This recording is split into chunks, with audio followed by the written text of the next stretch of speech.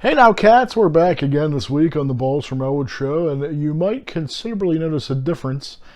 Yes, that's right, I am missing a co-host. Ex-Tina, she went out to take a shit and the wolves ate her. No, I'm just kidding. Actually, she's taking a little hiatus. I'm sure she'll bring you some more depravity next week, but, sometimes you just gotta say, fuck it, man. And, so I'm gonna try to hunker down. I'm gonna try to get through the show solo.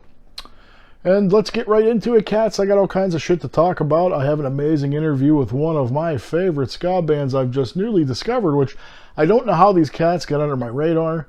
Seen them at the Slackers live feed a few months ago, and I've been loving them ever since. Going to be interviewing the great Jeremy Pena of the Bandulus later on, so stick around for that. Other than that, we've been pretty busy, man. We went to the Steel City Con in Monroeville, Pennsylvania.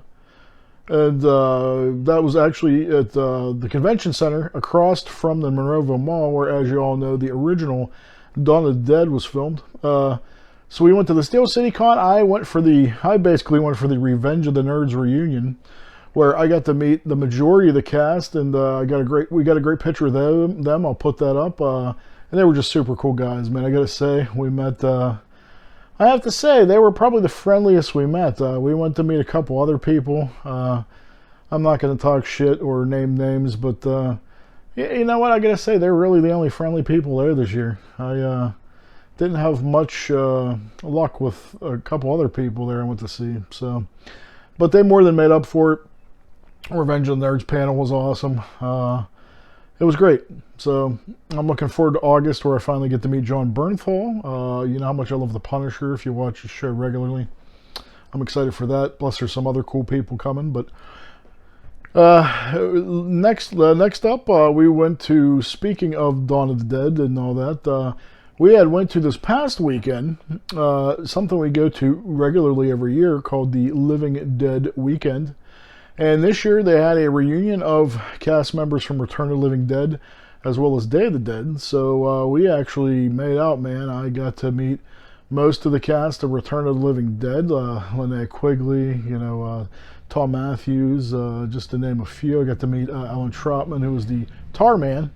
And, it was pretty awesome. And then we got to meet Greg Nicotero, because he was in Day of the Dead, but I mean, he's a legend. I mean, the effects that he does, and he's just an amazing dude.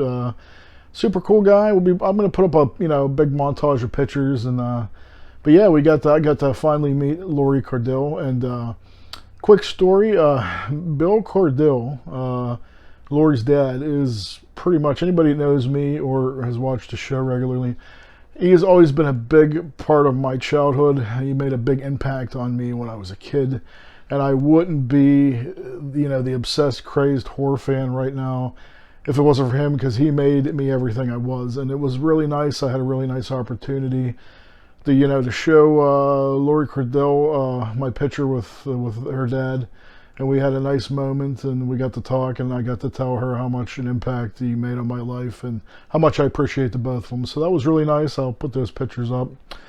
I'll tell you what, something off the beaten path, has nothing to do with ska, punk, horror, true crime, any of the stuff we normally talk about in the show. I'm not being sponsored in any way, but I have to say, I just want to tell you real quick, I have to say, I got recommended. I interviewed Catbite, and both Tim and Brittany had told me I need to get a Tushy, because they got one as a wedding gift. And I was always kind of curious about it, and then I sort of kind of got on this mad tear where I have to have a Tushy. And I have to say, man, I should have did this 10 years ago. I know people get all afraid of bidets, and if you don't know what a bidet is, it's it's in your toilet seat, and it's like a pressure washer for your bunghole, to try to put it as nicely as possible. And I have to say, I gotta say, as a fat guy, I mean, or anybody really, I guess it depends on how you eat. I got I don't know if I have an extra compartment in my asshole or what, but it gets a little messy sometimes back there. So not to be gross, but fuck it, here we go. So I have to say, I mean, it was with the way our house was, it was kind of supposed to take 10 or 15 minutes. It was kind of a bear with I couldn't find a way to shut my water off, but I mean, that's If you have valves underneath your sink, you can have this thing on in 10 minutes, and it is life changer. My asshole is cleaner than a dog's mouth now. Like, I mean, you could probably, you can, it's cleaner than the driven snow. I'm just telling you. Like, don't take it from balls. Take it from, you know, Tim and Brittany from Catbite. But I mean, I'm telling you, it's going to change your life. You're never going to feel cleaner. I have to say, I used to, like, you know, and they brought up a good point, you know. They're like, oh, if you get bird poop on you, you don't, you know, you don't wipe it with a paper towel and smear it all over the place. You use water. And I mean, I got to tell you, man, it could shoot you off of the commode here. You know, it's really gets up in them guts, man. So I got to say, a life changer. I've never felt so clean. Before I used to feel kind of, you know, when you use toilet paper, but you know, all you got to do is, you know, just pat your little dupa once you're done and get the little excess water off. But I got to say, it's pretty awesome. So go out, check out. I mean, you can get a $5 off coupon now on there, and I got the Cadillac of Tushies, so I think it was $120, but you could get one for $99, and then with, you know, $5 off and shipping. I gotta tell you, if you don't do it for me, do it for your butthole. That's all I gotta say. So moving right along. Balls and Xtina watched some movies over the past week. We got to watch A Quiet Place 2, which I think was... I was actually shocked, because like when I seen the first one, I actually really liked it. And that's a movie that's very divisive.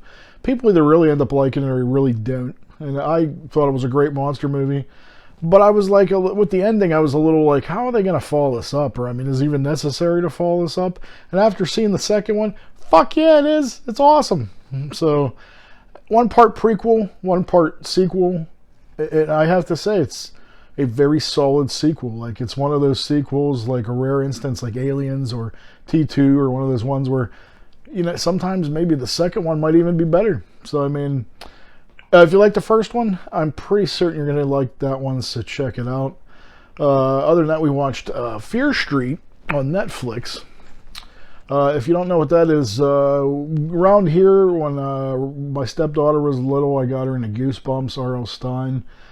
She likes the movies, and as she got older, you know, we kind of stopped watching, but I still dig them, and I like the books when I was younger, but they did a Netflix, not one, not two, not three. Well, actually, yeah, three. They did three trilogy, three movies based on his Fear Street books. But from what I'm hearing on the internet, it's very loose and it's not really based too much on that. But what they did is incredible. I watched the first one last weekend with Xtina. We're gonna watch part 2 this weekend, so I'll talk about that next week. But I really, really enjoyed it. What it is, it's kind of like Goosebumps, but they did like they adapted his books, but they made it kind of more adult. So if you ever wanted to see what R.L. Stine could do without doing a kids horror, and he's doing a regular horror film, you would like this adaptation. So thought it was cool. I don't want to tell you too much though, because I kind of feel like they gave a lot away already. But if you just kind of go in blind, I think you're really going to be interested. It takes a few minutes, you know, it takes about 15 minutes to kind of really get going. But once it does, it's really, really exciting. I loved it. Other than that, I've seen some trailers I was interested in. I mean, I'm sure everybody in the world has seen a Halloween Kills trailer yet. I can't even, I'm on my 100th view and I still have a boner. So what else could I say about that? Escape Room 2, I liked the first Escape Room. I've seen the trailer for that. It's directed by the same guy. In fact, it's the guy that did Orphan. And Orphan, the Orphan prequel, Orphan 2, is going to be out here pretty soon, which I think I'm a fan of that dude. I must like his films, so I'm excited for Escape Room 2. I'm excited for Guillermo del Toro's new movie, Nightmare Alley. It's coming out soon, which there's not much to be known right now. I saw the trailer for Don't Breathe 2. I'm a little puzzled about that one. I mean, after you see the first one, I can never look at like turkey basters the same way ever again. And I felt that I love that guy. I think he's an incredible villain. But in this one, it almost seems like they're making him a sympathetic character and a hero. And I'm not so sure, but I mean, I can't. I mean, unless that's a total red herring and they're throwing you, they're making you think that from the trailer. But if it is that way, I think it's going to be very strange. I still want to see it. I still have, I still have the excitement to check it out, but I'm just a little confused about that. So I guess time will tell. So other than that, I have two albums I want to recommend. I just got in the mail.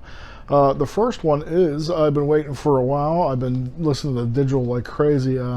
You've seen him on here before. I am really good friends with Duck from the band Joystick, and I feel like they might have put out one of the best ska punk albums of the year. So if I was you cats, I would go to Bad Time Records and I would order this immediately. One of the best ska punk albums of the year. I love it. I can't even remember how many times I've listened to it already. So make sure you check that out. Don't miss that. And this one's actually has a great deal of sentimentality to me. When I first got into ska in high school, I used to go to a record store at the Ross Park Mall, and there was a place called Music Oasis as well, and that's where I discovered ska. I had a friend of mine turn me on to it, and the very first real ska CD I ever bought was this album. And for Record Store Day, they finally released it on vinyl on Jump Up Records. If you head over there now, you could get this on delicious yellow vinyl.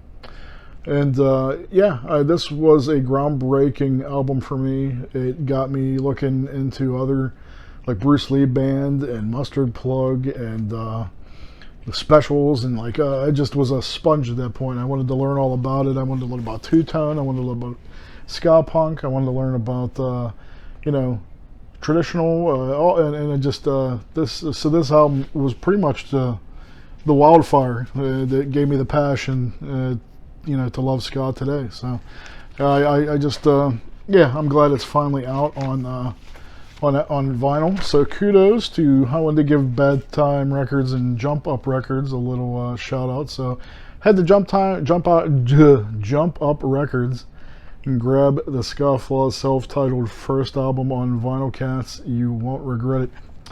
So other than that, tune in. Don't forget to tune in next week, because my guest next week will be, we are actually going to see one of my favorite bands, the Electric Six. And next week, my guest will be the incredible, the man, the myth, the legend, the lead singer of Electric Six, Dick Valentine. So make sure I'll be calling in and checking on them guys on the road, and we'll be talking about how the tour is going and their upcoming tour in Pittsburgh. And other than that, I want to introduce you cats. I hope you love this interview as much as I did. I said it in the beginning of the show, I just recently got turned on to these cats, and I love them so much. So please, check out my interview with Jeremy Pena of the Bandulus, one of my new favorite ska bands. I mean, they've been around for a while, but I don't know how they went under my radar, but if they went under my radar, they might have went under other people's too. So make sure you check them out. So here it is. Check out my interview, cats, and I will see you next week. Peace and love. Peace and love. And it'll be the return of Xtina, so don't miss that. We're back again this week on the Balls from Ellwood show, and I have with me a very special guest. I have with me Jeremy Pena, is it? Yep. I didn't want to butcher your name, man. I was yeah, Pena. Yep. From Portland, Oregon, correct? Originally from Austin, Texas. But I live up in here in Portland now. Yeah. I gotta say, Balls is a humongous ska fan. He's a humongous reggae fan. I'm late to the fucking party on you guys. From the fabulous band, the Bandulus, I actually seen you on the live Slackers pay-per-view this last time. Yeah. I have to say, I'm embarrassed and I am ashamed. I hang my head in shame. How did you guys get under my radar for so long? Yeah. How did I miss out all this time, man? I was like, shame. Yeah. No, we seem to be a snake in the grass for people for some reason. We're fairly well known, obviously, in Texas, because I started the band back there in 2008 already. We've, over to Louisiana, we got a nice little, and all the way over to, I guess, California during the first 5 years of the band. I had a nice little regional fans going, but finally with COVID, honestly, like getting for some reason, like new people from other areas have been seeing us. So it's been a blessing in disguise, I guess.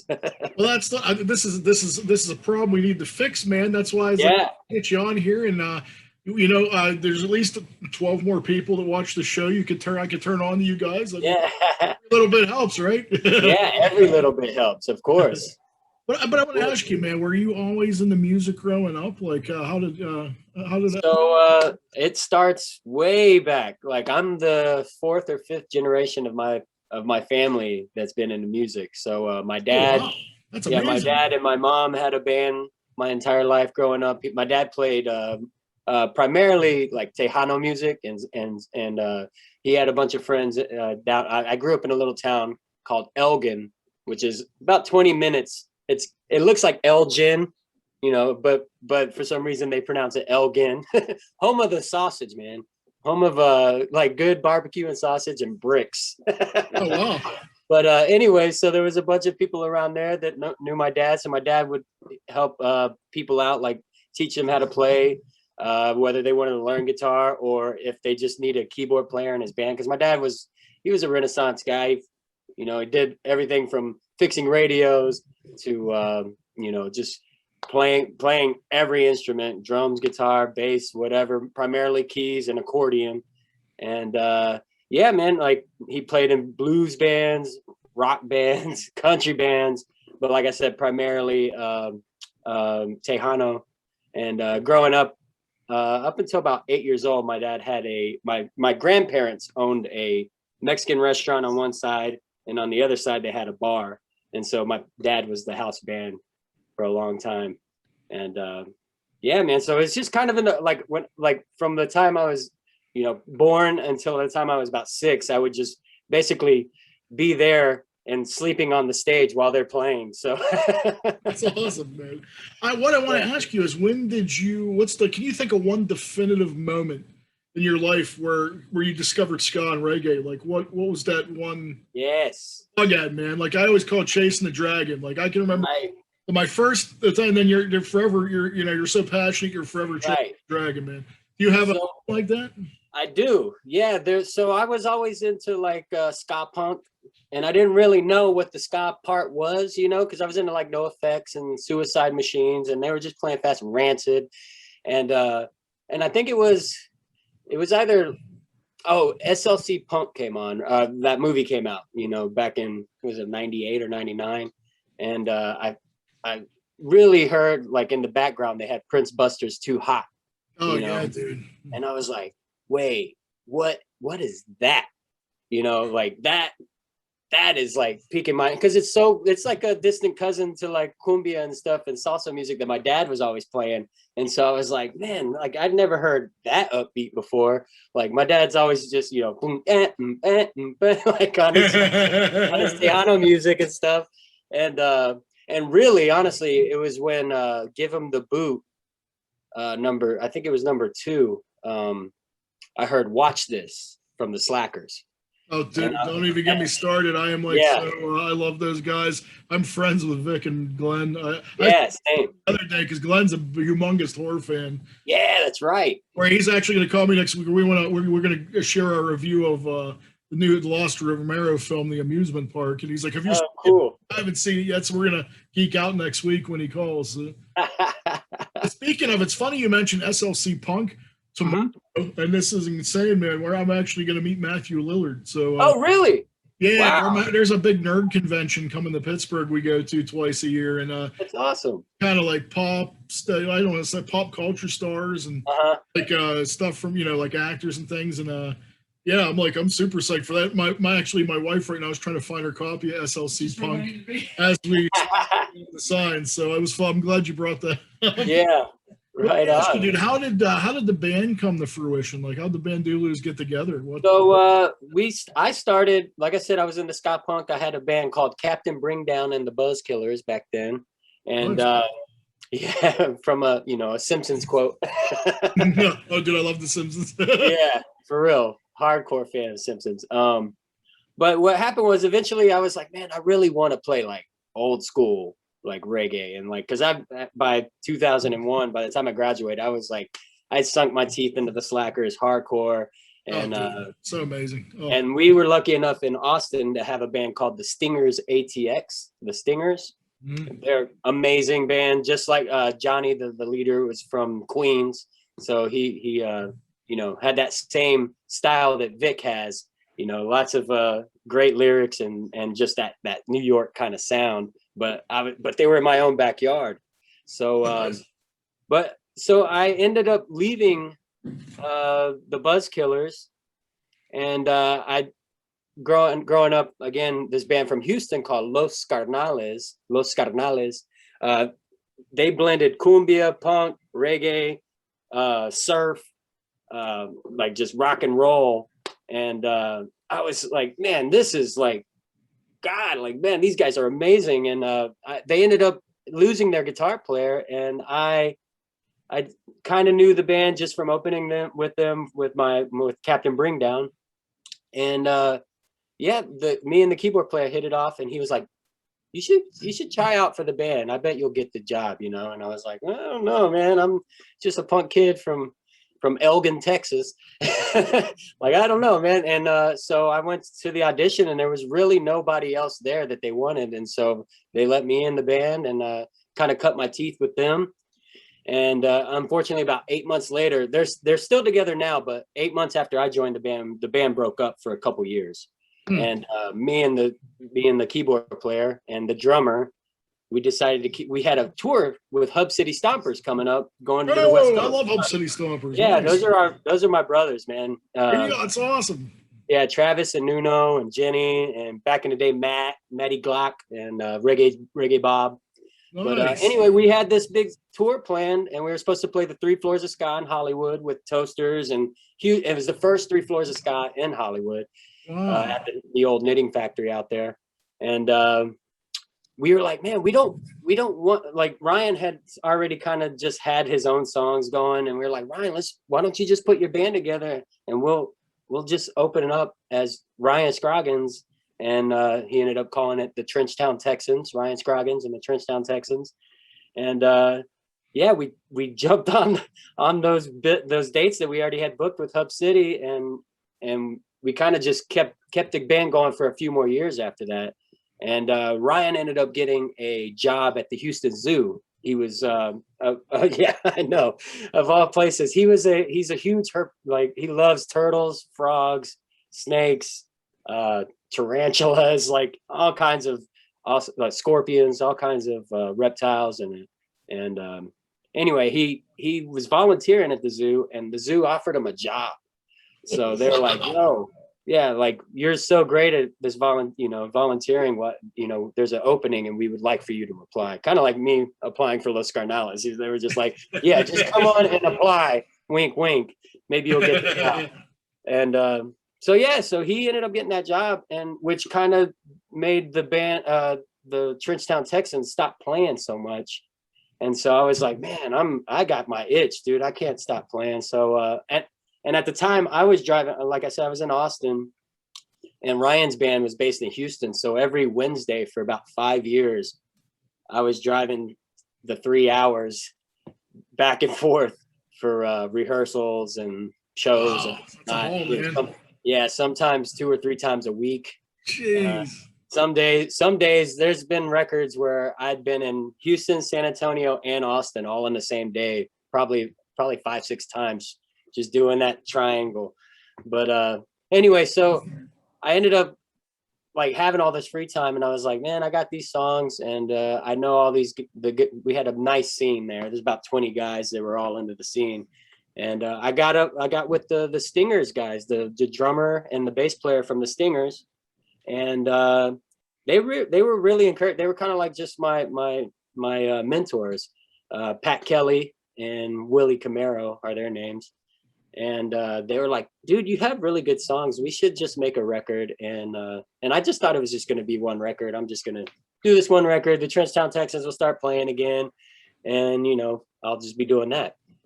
But, that job for Ryan really became a thing. And he worked there for a few years. And so I just kept doing the Bandulus. Our first show ever, we opened, actually, both bands played. The Bandulus played, and then Trenchtown Texans played, and it was July 4th of 2008, opening for the Agrolites. Oh man, it's amazing. At Flamingo Cantina, if you might have heard of that venue, Flamingo Cantina down in Austin. Slackers did a live DVD there, and we also opened that show too. If you look at the back of the DVD, you see the Trenchtown Texan name on the marquee. Nice. But so yeah, man, it just started from there, and haven't looked back since. Just keep the kind of like I had I didn't have a live band per se, just because it was a studio project at first. And so I was like, every show for the first 2 years was different. Like sometimes I had 3 members, as little as 3 members, me, bass and drums, and that's it. And then sometimes I'd have a full band with horns, and it was just kind of like who was available. And eventually, just going to San Antonio so often, there was a band down there called the River City All Stars. They were playing all the time, and they were real hungry and really wanting to get out on the road. And I had all these contacts through the years, and I was like, man, well, if you guys want to do like a week out to California and back, why don't I could set it up, but I'll need your drummer and your guitar player and your bass player just to help me out. I can bring my one keyboard player and fill out my band. And from that tour in August of 2009, I kept those 3 guys for 6 years after that. Like, DJ, Mario, and Mark, all those guys. And then my guy from Austin, Matt Jacobs. And we just kept it going, hadn't looked back, and eventually added ladies, like friends, more friends that I didn't even know sang. They came to shows, and I just happened to be out back home for Christmas, and I'm walking down the street and I hear these people singing Christmas tunes, and I'm like, oh, that's my friend Leah. Like, Leah, you sing? What? Like, I didn't realize you were a singer. She's like, I'm in a band. Like, I play guitar too. I was like, what? She was like more into pop music. So, but so that's kind of the origins of the band. It's an amazing origin, man. It's like Spider-Man worthy for sure. Yeah, thanks. Well, let me ask you this: what do you think you had done had you not gotten tangled in music in a band? Was there anything? Man, I don't think there was anything else for me. I always knew that I would be playing music and doing. I was actually, when Scarnalas got back together, Felipe, the leader of the band, asked me to be in the band, but I was just like, man, I can't make that commitment right now.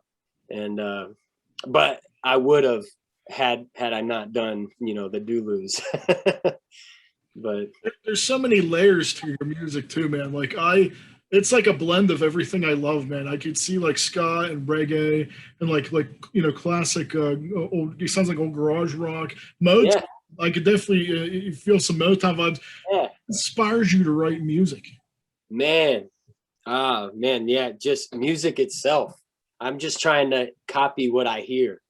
like anything from Otis to James Brown, obviously, the Gods, and of course Little Richard. Like our first tune on Love a Woman is basically a Little Richard cup. It has that vibe, man. You don't even know how many times I think I wore a groove in this album already, man, and you just sent it to me. I mean, amazing. Oh man, easily one of my favorite records of the year, man. I mean, right on. It made me do research to go back, and now I got to catch up on all this other stuff. Then I see interacting with people that I'm friendly with. I'm like, yeah, I'm playing with Vic, man. You do it. Yeah. So Vic is on my first record. He's he played keys and sang on 5 of the, I think there's 11 songs on it. He was, so one day it's in 2008. I think it was the summertime. I just hanging out at the house. I get a text and it's Vic. And Vic's like, hey man, hey, why don't you give me like oh my God, you have one too. Everybody has a Vic impression, man. Yeah. It's like, let me show you something you'll appreciate. Check this out. I thought this was pretty cool. I have an original Vic Ruggiero artwork. Oh, nice. Yeah. How many people can say that, huh? Right. I've actually slept in his bed. How many people can say that? All right, now okay, you win. Now I'm really jealous. Yeah, whenever we would go to New York and New Jersey, he would always put us up, man. And then half the time he wouldn't go to sleep. He's like, I got stuff to do. Well, you can go sleep in my bed if you'd like, you know. But he seems like he never stops, man. His wheels are always going. He's man, what a talent that guy is. Like he's a one of a kind for sure, man. And he's got an incredible talent knack of like finding incredible music all over the world. Like yeah. every time I see him, like whenever if I was, before the pandemic hit and screwed up, whenever I, see him at a show, like you would always tell me about stuff he's been and he listened to, and like I check it out, and like he always turns me on to something cool, man. Right. And so happened this time, he turned me on to you guys, which I right. Yeah, man. I was hoping we'd get some new listeners with that little live stream. What is the best gift that anybody's ever given you? Oh man, that's a good question. I've gotten so much. I've been lucky to get so much from so many people. It's hard to say, like, to pick one thing out, but I would say the best gift that someone's given me is like bringing their music to my town, and I'm able to meet them. And later on down the road, I'm playing. They're in my band. Like for instance, my buddy Sammy K. I met him when he was like 16 at King Django's house. Oh, dude, that's amazing. Yeah, the Trenchtown Texans went up to play with Hub City Stompers. They used to have it was a scooter rally. I can't remember the name of the scooter rally, but Nuno, the old drummer from Hub City, he ran this scooter club, and they would always have scooter rallies. And so we came out, and I think this was 2007, maybe, 2007, I would say. And Sammy was like basically Virgin City's like intern. He was over there like mowing the grass, making like trophies for all the stuff going on for the scooter rally.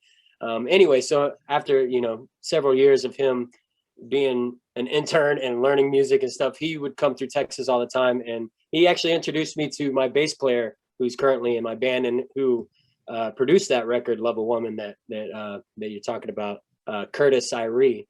And so that's one of the best gifts, like just like the friendship that the music brings to me more than anything. Like I can't really pinpoint an actual like a tangible item, it's more just the love of the community. That's kind of cooler anyway, to be honest with you. I mean, yeah.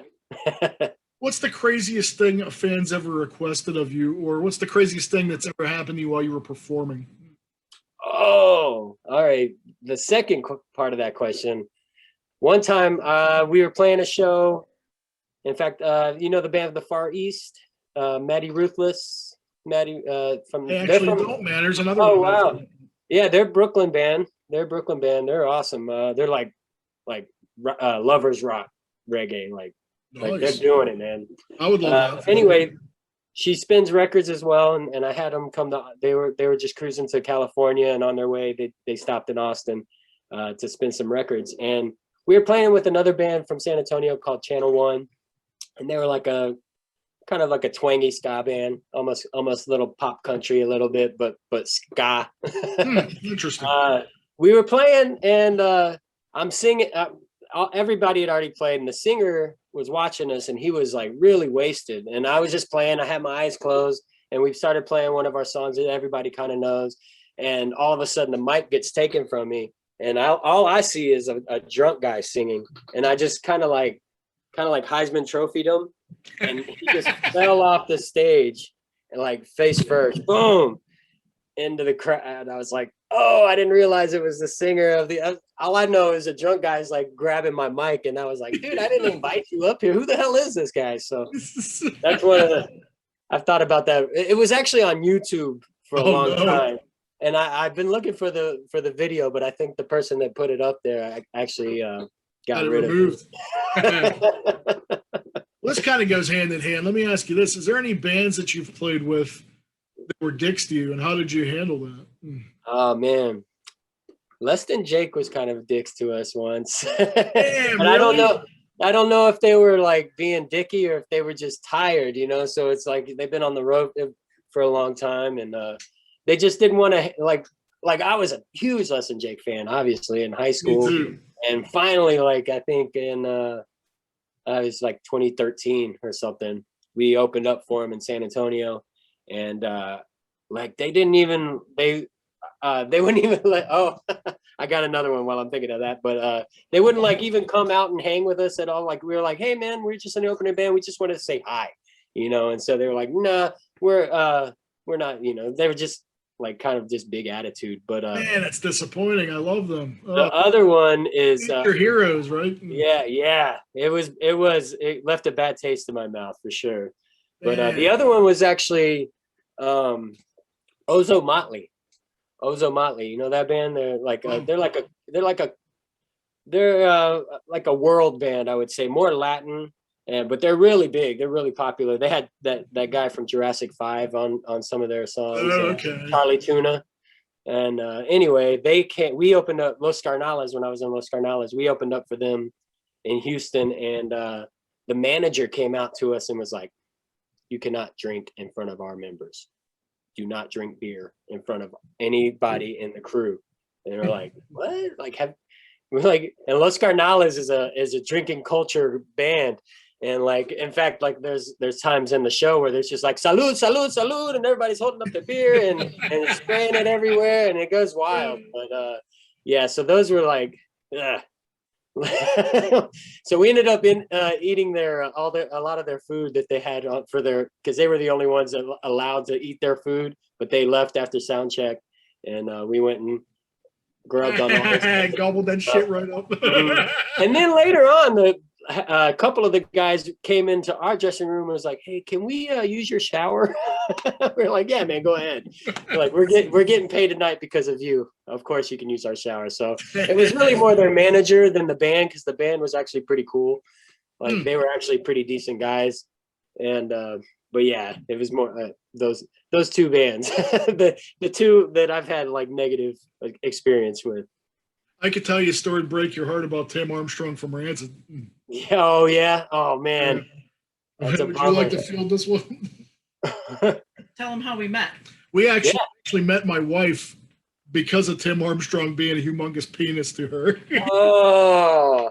On a dating and it broke my heart because like Rancid to me is just like, yeah. And they still are, but I mean, it was funny. I had a Rancid shirt on, so we were going on to the dating site because we're so frustrated with all the people that we were messed with that we went on to delete it. It's like we both were on this dating site to delete it at the same time. Yeah. Oh. So she seen my shirt and she's like, it's a Rancid shirt. He seems kind of cool. She used to have the same shirt. Maybe I'll talk to him. So we started talking and she told me Rancid played a little club like back where she lived in. It was like $7. It was like $7 back in the day. And like she went up to ask him if she could get his autograph.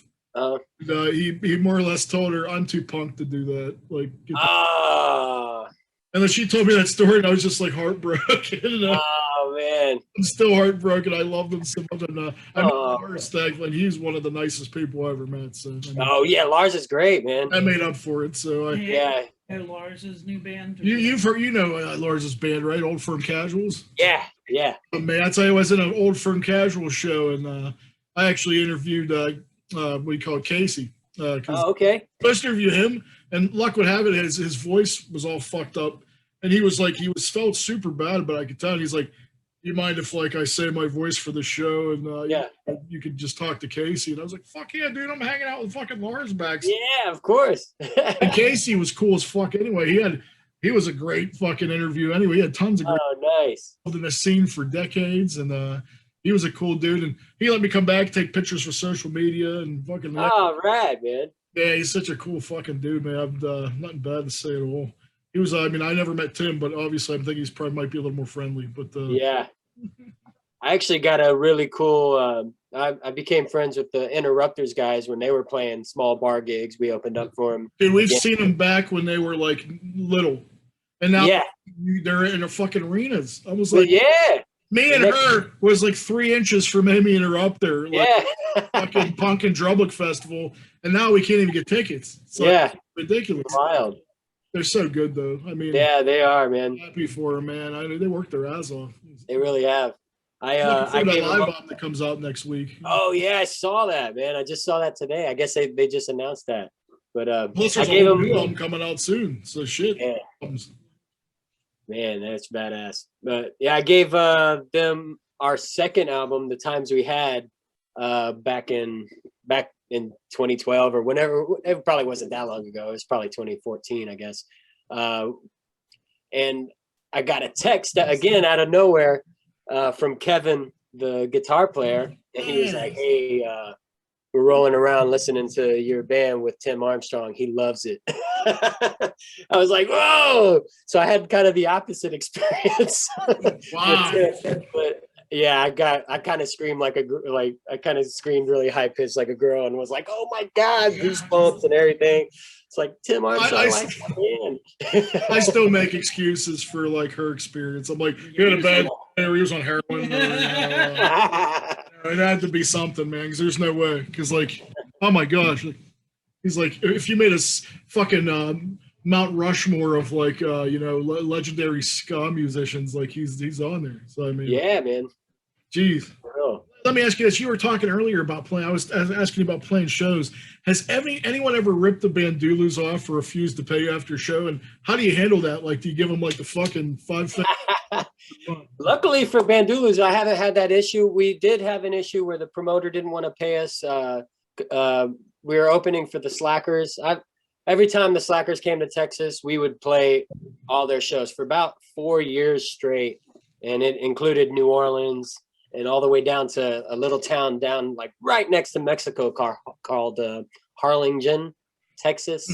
And we played that night, and I guess the promoter just thought we were like a local act and didn't want to pay us. So I went to talk to Dave Hilliard, and Hilliard has kind of a insurance policy built in to their pay for their tour support, because every time they go on tour, they use a band's equipment because they all fly in. And they need drums, they need bass, they need guitar amps, they need all the amps and keyboards for Vic.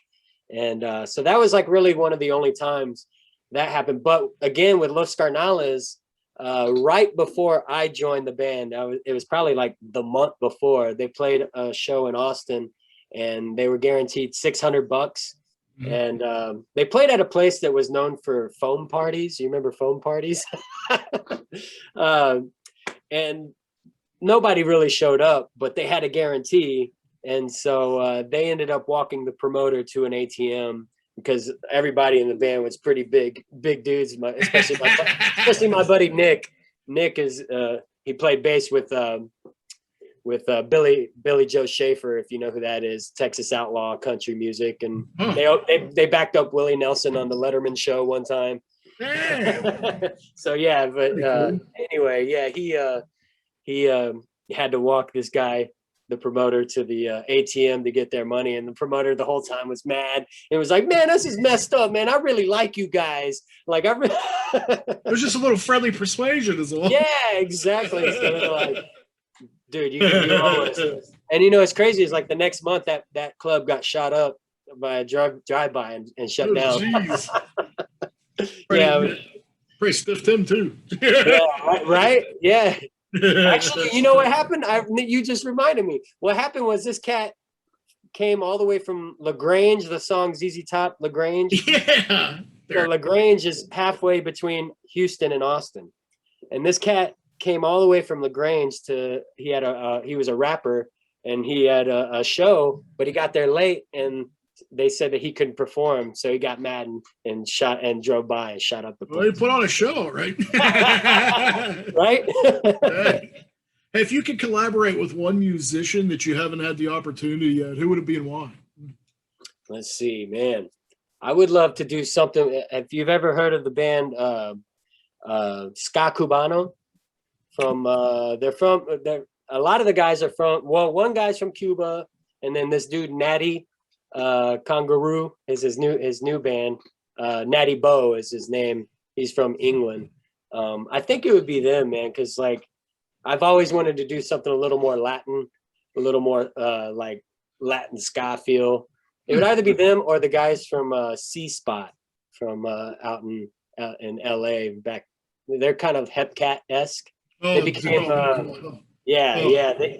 In fact, they had the Chickies from the Expanders and Chris Murray's combo nice. played bass for them, Oh, and they, in fact, that whole C spot became the Boogaloo Assassins, and they play like nothing but like Boogaloo, and yeah, so something like that, man. I've always had that big interest of doing like more of a Latin ska thing, that's and cool, man. yeah, yeah, it's Has, deep down in the blood. has being in a band ever been a detriment to your relationships, whether it be family or friends or otherwise? No, it hasn't. I've been very lucky, man. I've been married to my wife for now. We've only been married for 8 years now, but we've been together for over 20. Wow. Yeah, so we have a daughter. She just graduated high school on Monday, and I've been I very seen your lucky. pictures, man. That was awesome. Yeah, yeah, man. So I've been very lucky in that space, and I've always had a huge supporting cast behind me, like my parents. If like I had a gig, my parents were watching my kids, because they want to see me do as much as I can in with my band, and so I was always real lucky with that. I haven't had any big, yeah, like I didn't butt heads with anybody really about that. It's really refreshing to hear you say that, dude, because I think out of everybody I've ever interviewed, you're the first person that said, no, Yeah. it's really been an issue and a problem. So Yeah. it's really nice to hear like something positive, you know? Yeah. The only issues I've had is with jobs, trying to like UPS. I worked on the sort aisle for UPS, just like tossing packages. And like I had to quit that job I mean, that's with any musicians having to quit jobs to go on tours, and they won't have you back. Just having that job security. That's been the biggest thing How do you survive like whenever something like that happens? I mean, man. just rolling with the punches, huh? Yeah, you just exactly like I don't know, man. One time we were so low on funds, I wasn't sure how we were gonna make rent, and lo and behold, someone fat fingered my check and added an extra zero to one of one of my checks that I got from one of my side gigs, and we ended up getting like $1,000. I was like, dude, this was only supposed to be $180, and now it says that I got paid over $1,000. It's like perfect. There's my rent. Dollar So I dollar must have bill, made y'all. it. Oh yeah, I didn't say anything. I was like, well, if anything, they'll notice at the end of the years when they're doing the taxes. But for some reason, like I got away with it. I was like, there was no, because it was a part-time job. There was never a check I ever got that was over $350, much less $1,000. I was like, this. Someone was looking after me, man. So I was gonna say, it's a miracle, man, for sure. Yeah. Do you consider technology in this age to be a detriment or a positive for getting music out there nowadays? I think it's a little bit of, well, I think it's a positive overall. Um, just because like things like this, like, had COVID not happened, who knows if you would have heard of us. Yeah, you would have never met Balls from Ellwood. Yeah, exactly. And God believe me, forbid that would never happen. dude, I started listening to Howard in 7th grade, and it's been a couple Nice. years since I've listened, but I would always hear like, oh man, I'd always hear your voice. And my friend Rosie Rebel called in one time, and man, he I remember berated. that. Yeah. Dude, I've been listening religiously since early 90s. I used to, what got me into Howard was my grandpap and I, when he used to sneak me a beer and we'd sit there at my grandma's house and watch the E show. Oh, cool. They're 14, 15. Yeah. My grandma would always get mad and come in because, he'd have the chicks in the Sibian and the naked women. Yeah, yep. She'd go in the other room. We'd turn it right back on. I'd sit there with my pap and drink a Michelob. That's awesome. Yeah, what a memory. That's a great Good memories, man. I got to say. How has COVID affected the band? Like, what did you end up doing while you were under quarantine? Did you have time to write music, or what'd you do? Yeah, so it was nice because I needed a break. Like I'd been burning the candle at both ends, and I was like debating whether or not to not just stop, but just kind of stop for a while. And I was having these conversations with a couple of guys in the band, and and that was probably February, right after we were. That was when we released Level Woman in January of last year, and we were supposed to go to Germany. We were on the Freedom Sounds festival, and we had East Coast aspirations. We had we already had Texas dates, and we had Midwest stuff going on, and so it was going to be a busy year. And then we played our record release show was on Valentine's Day, and then we played the next weekend up in Seattle for the record release up there, and then we had one more rehearsal, and then obviously everything shut down around March 13th or whatever it was. And at the first couple of weeks I didn't do much, but luckily like everybody kind of got either GarageBand or Logic, and our keyboard player played with the Steady 45s. Oh, nice. I like him. Yeah, he plays with quite a bit of people. He's with Catbite. Oh, good. I just talked to them dudes not too long ago. Oh, nice. And his main band was Ska down in LA, and they're Mexican ska punk. And anyway, he ended up moving up here to Oregon. But before then, he was like, he just very encouraging. He's like, dude, let's just start throwing demos around. Even though you only have GarageBand, you could still just send me a WAV file, record what you got, and I'll mix it. And so like we got about 19 new songs that we need to start working on with each other. So is it safe to say that we might see a new album soon? Not soon, but yeah, definitely in 2022. Actually, you might actually see a new album soon, because before I moved to Portland, I took my Texas band up to Brooklyn, and we recorded at Daptone Records with where Sharon Jones and Charles Bradley and like their label. We recorded a record up there, and it's not quite finished yet. So I ended up lapping myself with Level Woman. Level Woman was supposed to be the fourth record, but now it's the third record. And so my buddy Brett, who produced that record, he's supposed to come out, and we're going to start knocking that stuff. And then all the instruments are pretty much done. We just got to sing. We got to do a lot of vocals. And now I got Emma in the band. She wasn't in the band when we started, but Leah moved here from Texas as well with us. And in August, my guitar slinger, Mario, is leaving San Antonio for rainy Portland. So it's kind of a reuniting thing going on. Nice, man. Let me ask you what's one trend that you just don't understand that's popular right now? Man, let's see. TikTok. Oh yeah, that's a great one. I'm not big on, I can Facebook okay, and I look at Instagram for about 10 minutes a day. But yeah, man, I just can't. I guess the whole social media thing in general, it kind of goes over my head. And as much as I'm a zombie to it, because I definitely scroll. It seems like the fourth or fifth wave of ska bands, that like the Bad Time Records guys, they're all like, it's all like intermingled with the memes, and they got their marketing down, man. I really wish I could get on that. Oh, dude, they're super cool. Mike is a super nice guy. I love Kill. Yeah. I had them all on not too long ago, and man, it's amazing because I remember like the day they came out. Oh wow! Came like over, like I never seen like a company like go off so quickly. Like, right? It reminded me like remember when Moon Ska first came out, man? Mm-hmm. It just took off immediately. It kind of gave me the feels, because like it made me feel like back in when like, holy cow, this is almost like Moon Ska all over again. Yeah. Like they really got some. He could really put together some incredible bands. Yeah, man.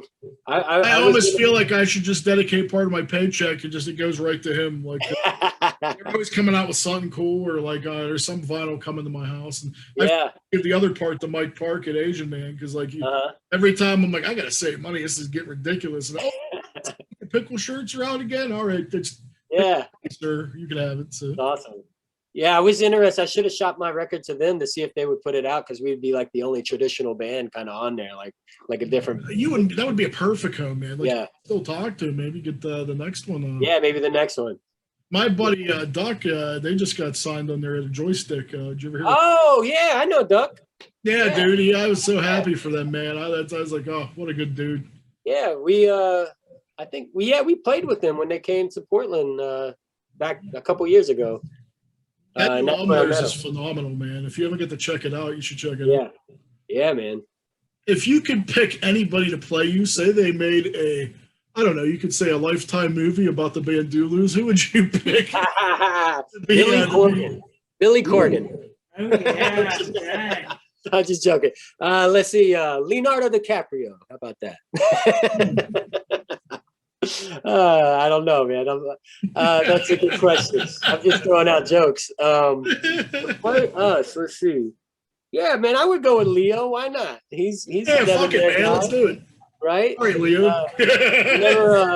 They filmed that movie What's Eating Gilbert Grape like in my hometown. Are you serious? That's awesome. As well as Varsity Blues. I got paid $80 to hang out in the stands and cheer.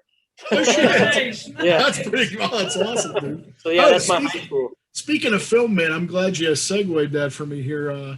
What's the worst film you've ever seen? You said you're a fan of a little bit of everything. What's the worst? Because anybody can have a favorite movie and whatever, but I think it's interesting hearing people's least favorite films.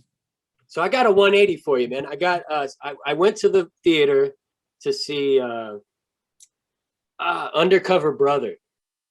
Undercover Brother. You remember that movie with I'm trying to not. Chappelle was in it. It was mainly I can't remember the main actor, but was it the guy from Saturday Night Live? Yeah. Yeah, I can't remember. What the heck? The mayonnaise sandwiches and stuff. Yeah. I'm trying to remember his name. I just couldn't get with it the first time I saw it. Right? I only seen it once, and it was a chore for sure. Yeah, and so we walked out like in 45, 50 minutes into the movie. There was probably a half an hour left. Me and my wife, we ended up leaving. And I tell you what, I saw half the movie not too long ago, and I was rolling laughing. You know what's funny? That's happened to me before. Like there's movies. I don't know if it was like I was in a mood or I was on my period or I don't know what. Right. It could be that. Like I went to him. I'm like, this fucking movie sucks. Yeah. 10 years later, and I'm like, I was on fucking drugs. This is like one of the. In fact, I'm afraid to even tell you some of the ones that I thought sucked, and I reversed it. Like, you thought that sucked? They'll take away my nerd card, and I don't want that. That's funny. So we got to change the subject here. But anyway. Too funny. What's one thing you couldn't live without? And don't say music. It has to be something. Oh, yeah, man. Man, one thing I can't live without is probably some herbs. That's a good. That one keeps me sane and less of an asshole most of the time. I was wondering why we moved from Texas to Oregon, and I think I just I got here 6 days before it legalized. That's my co-host Xtina, my wife. Yeah. I didn't feel like putting makeup on doing the whole thing, so all right. So I hope you forgive me. Yeah. Wow. I'm usually a lot prettier than this. You both look great. Have you ever had a supernatural experience? Man, I don't think so. No, I can't recall of any. I know my pops had talked about one time driving back late from a gig. He said that he drove through an apparition, and he would talk about it pretty regularly. They call it La Llorona, which is like an old lady who drowned her kid. Is that the crying lady? Yes. Oh my gosh, I seen them. They had a movie not too long ago. Yeah. Oh yeah. So he'd always talked about La Llorona, like how he drove through her on his way back from Odessa, Texas. Yeah. And I've always wanted to experience something like that. My older brother, like my grandma had an old creaky house and was like super old. In fact, if you've ever seen Gilbert Grape, the old house in that movie looked almost identical to what my grandma's house was like, and which was the house I was born in because my parents were hippies. Wow. They paid for me with a pound of pot, is what they told me. That's so funny. But yeah, like I always wanted to see something there. My older brother would, I think he was more just trying to scare me because I was like 8 or 9 and be like, oh yeah, we used to see this guy peeking through the window all the time. And, and I'd be like, I'd be eating it up. I'm like scared, but at the same time, loving it, no, lifting off the bed like Sal. Oh my gosh, that's so funny. What I know you like a little bit of everything, but do you have maybe a preferential like scary movie? What do you think is the best? Oh man, yeah, I used to really like Hostel a lot when it first came out. That was like, of course, I was a big Tarantino fan, and I know that he had like a little hand in that. I think he produced it. Yeah. Oh, you know what else? Children of the Corn. I think it was 4. Was also filmed in my hometown. Seriously? Yeah. There was, man, that little town had so many movies filmed there. There was some Robert Redford movie where he lands an airplane on Main Street, which is the town that I grew up in. I can't remember if it was probably from the late 80s or maybe, or sorry, late 70s. I think my mom always talked about it. And then that movie Heat from the late 80s was filmed in the town next to mine. De Niro Heat? Yeah, it was filmed in the town next to mine. Just a little bit of it, maybe not the entire thing, but like that's some crazy. Of the though. You wake up one day and like Robert Redford's flying into your street. Yeah, Pacino's in your town. Yep. And then Vanderbeek comes in with Varsity Blues. That's the perfect icing to the cake.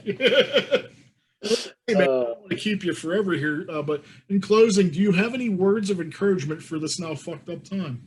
Man, just keep your head up, man. Like bad shit's always gonna happen, but you could always have a positive spin on it, like as I've had 45 members in my band, so like sometimes that keyboard player doesn't work out, or sometimes that drummer drinks too much, or sometimes that singer moves to New York and doesn't want to be in your band anymore, and you have to be like, all right, well, what's next? What's the game plan? Like, all right, let's call, who can we get in touch with? Like, someone is always there to help you. You can't do it yourself, but like you probably have a friend who knows somebody that will help you out, like, so just like maybe not, I guess, dwell on the negative part, and just kind of just keep your chin up, and it's going to get better. Awesome. Most importantly, before we go, where can we keep up with the Bandulus and you on the information superhighway? Yeah. So I'm really bad at updating our website, bandulus.com. But my Facebook, Jeremy Pena, or the Bandulus Facebook, those are always going. The Bandcamp site, we use that quite a bit. And yeah, man, just really Facebook keeps us going. And I guess because I'm just of that age, a little bit older than yeah, I'm not like I don't tweet or twat or right. I'm not really an Instagram dude. Like I know enough to go on there and send a message or look at a picture. Facebook's like a dinosaur, but like that's what I feel most comfortable with. And exactly. You still use Facebook? I ain't going on there. So it's like, exactly. But I just want to thank you, Jeremy. It was a pleasure meeting you, sir. Man, great meeting you. Adore you guys, and I wanted to spread the word.